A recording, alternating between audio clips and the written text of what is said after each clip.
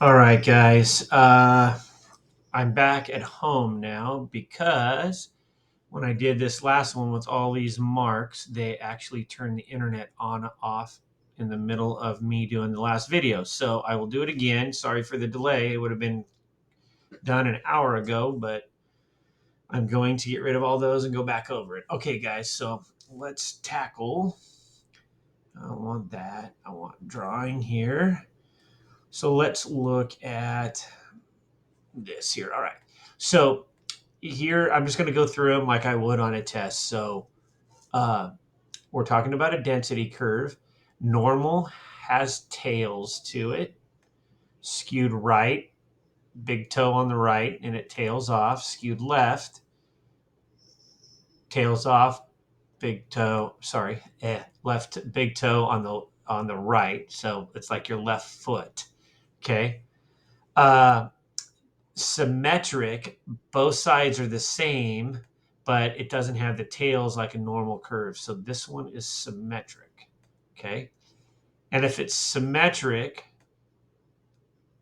or normal, that means the mean and the median would be equal. So that means the mean and the median. So let's look at this here. So here's my normal or symmetric. My X bar and my median are the same here. Okay. And if I have a skewed left graph like this, that means my X bar is to the left and my median is stays at the highest point of the graph. And then if I have a skewed right graph, my median stays at the highest point and my X bar goes to the right. That's the meaning of skewed right. Okay. So that's kind of the idea. So make sure we understand those pieces. Here we go. We have a 16-ounce bag. So the mean weight is 16.1. So again, we have a normal distribution. That's what it says here. So we have 16.1. And then we have a standard deviation of zero point 0.1 ounces. And we want so we got a standard deviation is equal to zero point 0.1. And we want 16 to 16.1. So I'm going to go over here to 16. And that is one standard deviation away. So that means if I go over here to 1 and we use the 68, 95, 99.7 rule, one standard deviation has 68 of it, but I only want the left half. So that means I'm going to take 34. So 34% is what I want. All right. So now we're going to take this again, and I'm going to draw my normal curve. And we have 16, and then we have 16.1. And then I know that to the right of the mean, which is the X bar, I know that this side is 50%. I know that I just found the difference, or the inside here is 34%. So what's left is what I'm looking for because I want anything less than 16 ounces. So I want everything this way. So what's left after I take away from 100%? 16%. Okay. All right. So then we're looking at the data. So the normal plot at the right is a normal probability plot. So that means if it's normal, the dots are going to be in a straight line. If it's normal, they're going to be these two approximately and clearly. Clearly, it's like a straight line. Approximately, it may be pretty close. Uh, Usually, they'll use the word clearly. Data for this one, it would start a lot here and then it would tail off to the left. So it like goes down and points left for skewed left. And skewed right is going to be here, dot, and then it's going to tail off. And so this one here is skewed right. Okay. So proportion of scores in a standard normal. Remember, standard normal is talking about z-scores. What do we know about the distribution of a z-score? We know that the middle is 0. So my x bar is equal to 0 on z-scores, and or a standard normal distribution. And my standard deviation is going to be equal to 1. So they want greater than 1.25. So if I go over here and I go to 1.25, I want everything to the right of 1.25. That means my upper boundary is 99, and I do normal CDF, and I'm going to go from 1.25 to 999, 0, and 1, and that's going to spit out 0.1056. If you find it to the left, it'll give you like 89.34 or something like that, or 44, and you have to subtract it from 1. So let's talk about this next one. Normal curve is always 1. Remember, underneath the normal curve is 100% or 1.0. So yeah, that's true. So we got a true statement there. The mean is always equal to the median in a normal distribution. Yes, there's nothing different between the two, so they're the same. So that one is true. Now the interquartile range. So remember that mu is the mean, like it is for x bar, but it's the mean of the population. So the mu is in the middle, and the sigma is standard deviation. And so they're asking if I go one standard deviation to the left and to the right. So if I go one standard deviation, so negative sigma and a positive sigma, what's the probability between those two? Well, the probability is 68%. And IQR is the middle 50%. So those two don't match. So therefore, this one is false. And so therefore, 1 and 2 are only true. All right. This is where the video died last time. Actually, I was down here somewhere. So we'll just make sure this works here. So let's see here. So we got 48 racers, blah, blah, blah, blah, blah, blah, blah, blah, blah. What proportion is more than 2.15? 2.15 is right here. Draw the best line you can.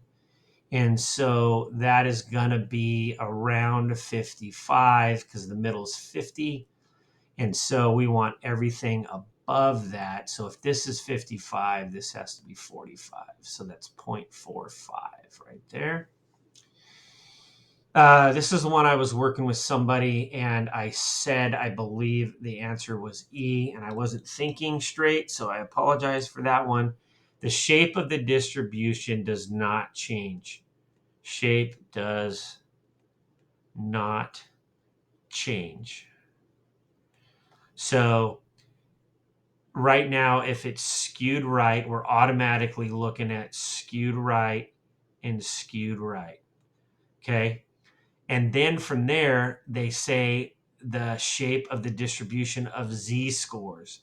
Z-scores automatically give us an x bar of 0 and a standard deviation of 1.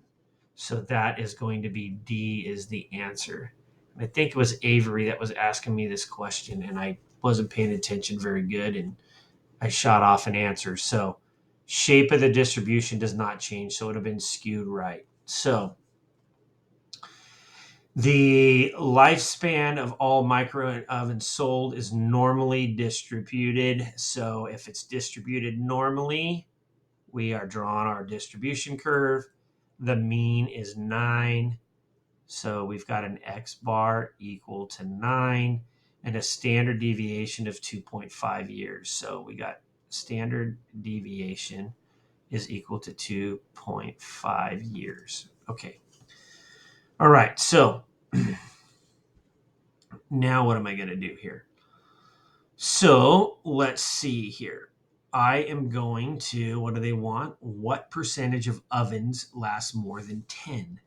So we're going to go over here to 10, and we want to shade everything. I have my pen in a weird spot, so my writing's even worse than normal.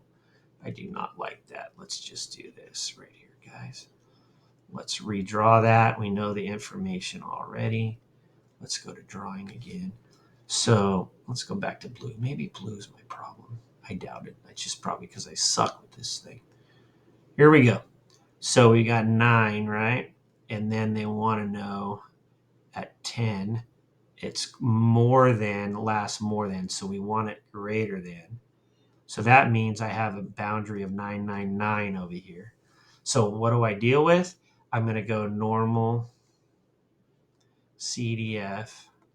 And then I'm going to put in my lower boundary, which is 10, my upper boundary, which is 999.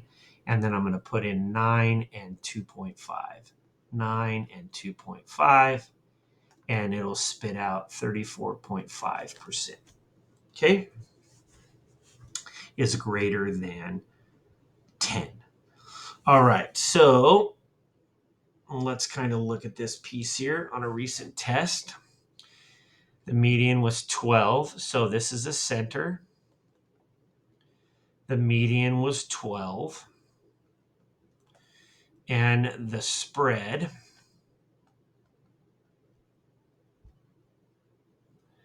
was 10, which is our IQR. So we got a median of 10 and an IQR. Median of 12 and an IQR. They want to rescale the test, and we want to make sure the center is 75.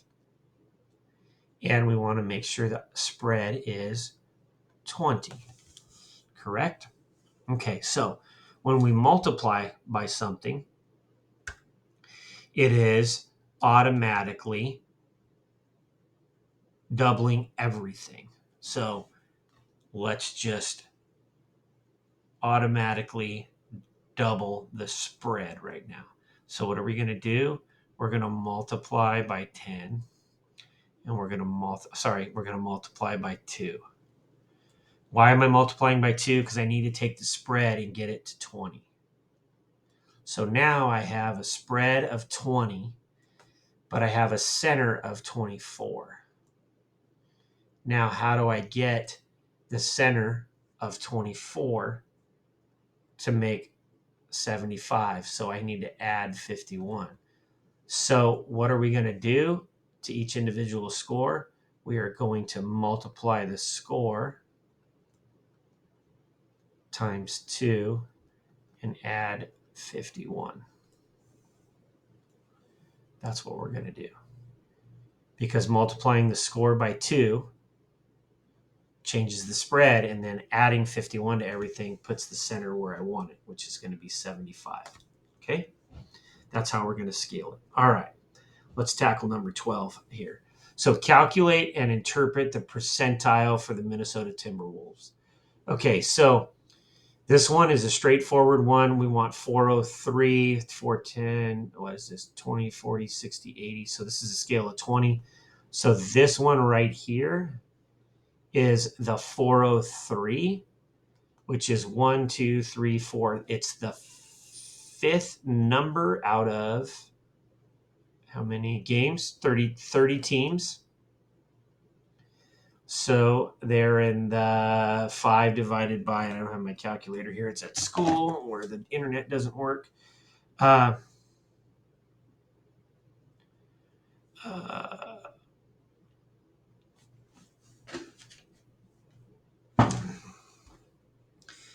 let's see here.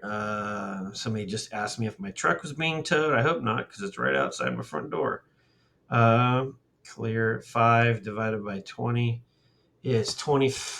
No, not 25 divided by 30. 16.6%. So it's going to be in the 16th percentile.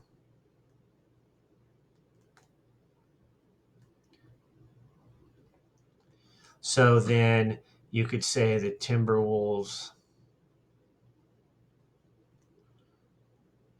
made more 3-point shots than 16% of the NBA teams. Sorry, guys, a little ugly right there. Let me make this a little bigger and see what we can do. Maybe I can write a little better that way. All right, I doubt it. I'm not good at this. You guys know that. All right, so calculate and interpret the z-score for 841 three-point shots. So this is our 841. So our z-score formula is x minus x bar over the standard deviation of x. So our x is 841 minus our standard deviation, which is 527. And that is going to be divided by our standard deviation. Sorry, this is x bar, 527, standard deviation of 121.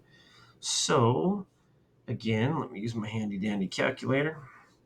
527 equals divided by 121, and we get 2.59 standard deviations.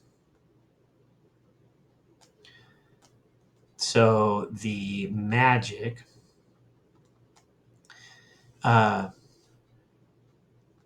or 2.59 standard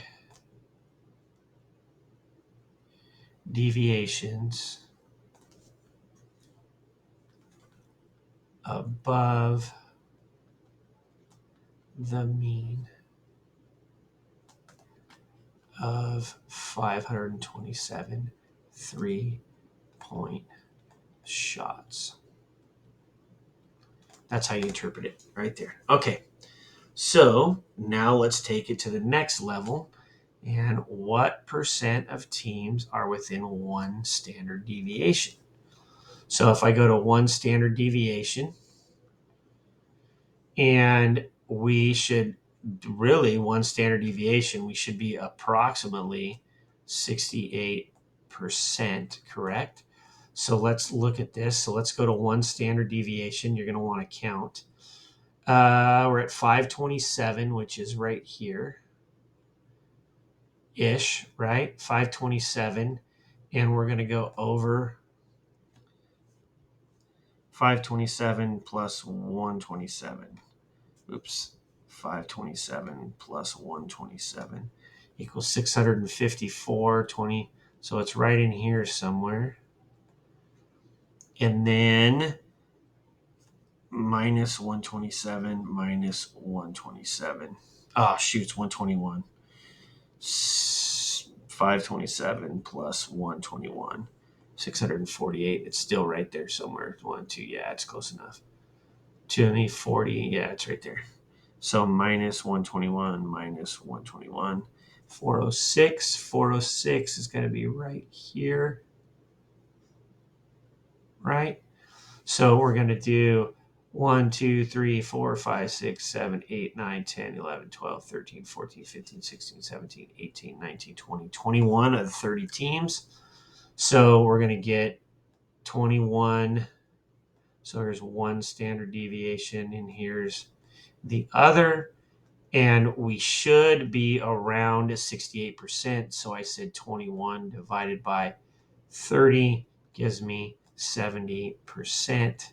Depends how you count, which is approximately 68%. So it doesn't really matter.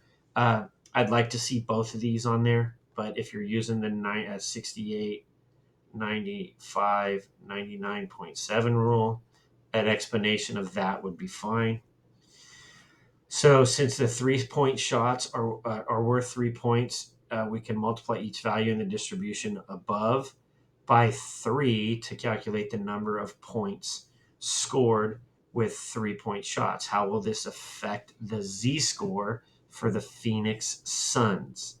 How will it affect the z-score for the Phoenix Suns? So the z-score. So let's talk about the z-score of that one. So if I multiply things by 3, that means that my standard deviation is going to change, right? So we have an x bar of 527. we have a standard deviation of 121. We have an X bar of 527 in the what the Phoenix. We don't know what the Phoenix Suns shot. That's okay. That's okay. So let's look at this. So if I multiply by 3, if I multiply this by 3, let's just arbitrarily pick a point so you guys can kind of show me. Let's do the Phoenix Suns are at 600, right? So if I do z-score, this will be 527 minus 600. Oops, other way around. Sorry, guys. I'm trying to rush because of the stupid internet at school, and I'm messing a few things up. 527. And we divide that by 121. Then remember, this 600 is an arbitrary point. Doesn't matter. Okay? So we're going to get 600 minus 527 equals 600 minus 527 equals divided by 121. So my z-score is 0.603. Now, if I multiply these by 3, because that's what 3 points are, right? So if I multiply those by 3, my new z-score is going to be z-score is equal to 1800 divided by 1500. Let's do 1581, I think. 527 times 3. 1581. Are you guys seeing what's going to happen already? And then my z-score, which is multiplying, I could still do that one. That's 363. What do you think my z-score is going to be? It's 1800 minus 1581 equals divided by 363. Lo and behold, 0.603. So because when you multiply, you're multiplying each piece by, so you're multiplying every x. So every x gets multiplied by 3. Your x bar gets multiplied by 3. And then your standard deviation, it gets multiplied by 3. So nothing changes. The z-score does not change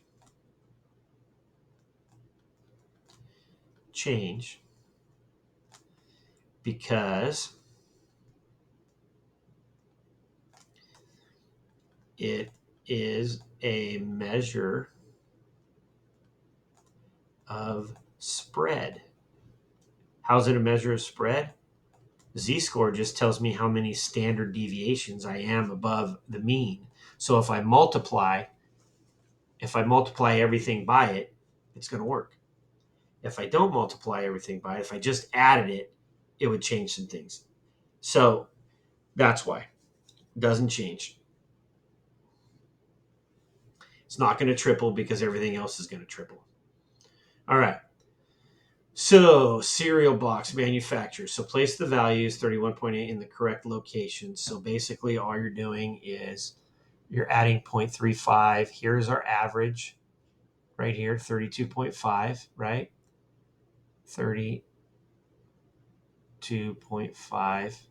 And then the manufacturer has to set the mean a little higher than 32 ounces. So they're going to set the mean at 32.5. And then you're just going to go, oh, this is 32.15.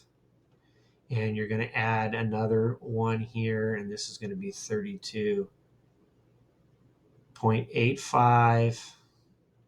And you're going to go to this side, and this is 31.8. And then you go to this side, and this is 33.2. Okay? So that's the idea of how the mean works. So we're going to just move those from side to side. So we're out 2 standard deviations. So if we're out 2 standard deviations, that means that between those two is 95%. Just kind of throwing those ideas out there. Okay. So now we've got this curve, this standard curve, and that's supposed to be 31.8 right here, guys. Okay. So what proportion of the boxes will be underweight? Under means less than. So I'm going to go over here. Under 32 ounces. Underweight. Remember, they want 32, not 32.5. They want under 32. It's worse to have things under than it is to have them over. So we want to know what proportion's under 32. So I have 32 here. I have my X bar in the middle, which is equal to, what they tell us, 32.5. I have my standard deviation set at 0.35, which is from right here, 35 ounces, right? So they want to know what proportion. So we're going to do 999. So what are we finding? We're finding the probability that X is less than 32 ounces, which is the same as finding the probability that the z-score is less than or equal to 32 minus 32.5 over 0.35. Remember, you need to show this. So the probability is equal to whatever the calculator spits out in normal CDF. So then normal, and I don't have a calculator right now that'll do that, guys, so I don't know what the exact answer is. Normal CDF would be negative 999. That should have a negative on it here to the left, guys. And that is going to be, that is going to be 32, 32.5, and 0.35. And that'll kick it out. Remember, I need to see this stuff. See this, and you need to draw it. That'll help you guys set it up. All right. So what weights would be considered outliers? This one was typed in, I think, when it crashed last year. We got infected. I lost some stuff. So really what we're saying is that we know it's 0.25 and we know this is 0.75. So we need to find the z-score that's equivalent to 0.25. And so you can use inverse norm. Inverse norm, and it's going to be of 0.25, and then you're going to use our mean, which is 32.5, and our standard deviation, which is 0.35. And so that's going to give you 16.16 at 16.166 ounces, right? Oops, I wrote that backwards. 166. Man, I can't write on this one. This desk is weird. And then if I do 0.75, I do the same thing, except I'm going to do inverse norm. I'm going to do 0.75, and I'm going to find it for 32.5 and 0.35. And then that is going to give me the value of 16.434. If you subtract those two, there's your IQR. So your IQR is equal to those subtracted. So that's IQR. IQR times 1.5, and you subtract that from your left boundary and from your right boundary. And so now we're talking this 15.764 and 16.836. Okay.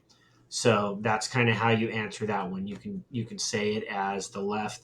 Anything lower than 15.76 ounces is considered an outlier, and anything higher than 16.836 ounces is considered an outlier. So this is a really big thinking problem right here for you guys. So we want to make sure that we got it. All right. So here's the last one, guys. Sorry it's so long, but we're just going to make it work.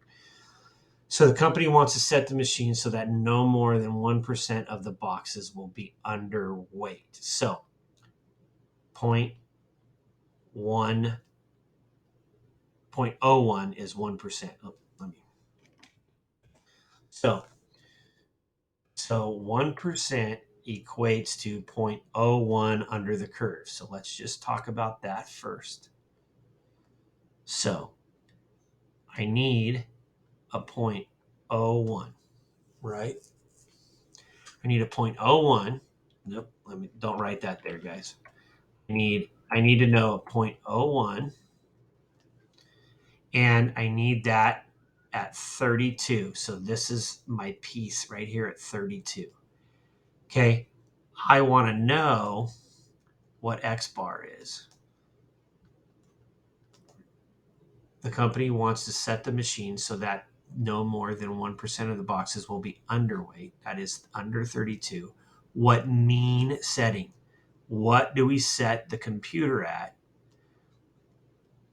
to get no less than 1%? So if I know I don't want 1% less than 32, and I also know that my standard deviation is 0.35, let's look at our z-score. So the z-score is equal to 32 minus x bar over the standard deviation. Oops. Which is 0.35. So the standard, okay, so I'm looking for this. So how do I tackle this? I just need the z-score. Honestly, I just need the z-score. How do I find the z-score giving one piece of information? Well, I use inverse norm because we know with inverse norm, I'm working for the left, so I want the area to the left. And I want a z-score for it, so I know my x bar and my standard deviation. Can't use any of these because we're looking for the x bar. So that's going to spit out an answer here. And then I'm going to see if I can find it on here, guys. I don't have a...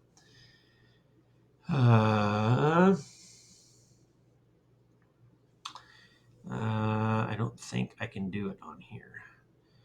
Here, let me... Z-score.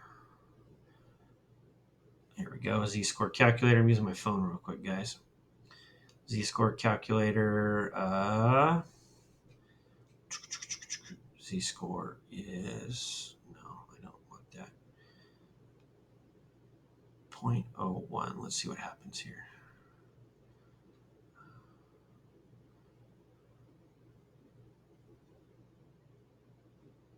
No, that doesn't work.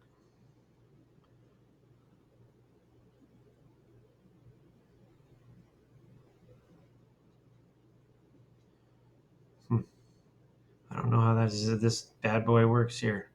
Oh, it's negative 2.326. There it is. I figured it out. So if you use inverse norm, you get, so I'm going to move this thing over here. Sorry, guys, I don't have enough room.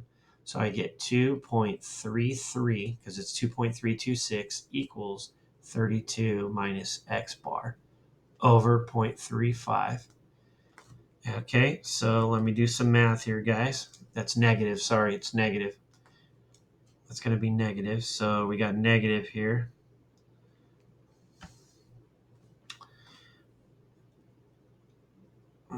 2.33 times 0.35 is 0.815855, and this is negative, equals 32 minus x bar. And then I'm going to move this over, so I get negative 32.8155 equals negative x bar.